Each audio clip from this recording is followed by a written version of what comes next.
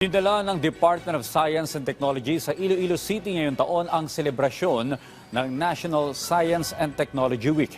Ayon kay Secretary Renato Solidum Jr., layo ng aktibidad na ilapit pa sa publiko at mga komunidad, lalo na sa mga probinsya, ang benepisyo ng siyensya.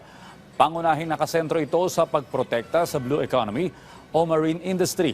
Kabilang dito ang pagkakaroon ng research, mga nabuong produkto at serbisyo na tutugon sa mga issue pagdating sa proteksyon ng likas na yaman. Iba't ibang mga sektor ang dumalo rito, kabilang na ang mga mag-aaral. Lahat tayo ay sama-sama dahil ang siyensya, teknolohiya at inobasyon ay para sa lahat. Science, technology, and innovation is inclusive at dapat walang maiwan sa atin na nagnanais na matuto ng mga kaalamang magagamit upang mapabuti natin ang ating mga kalagayan at mapaunlad ang ating mga buhay.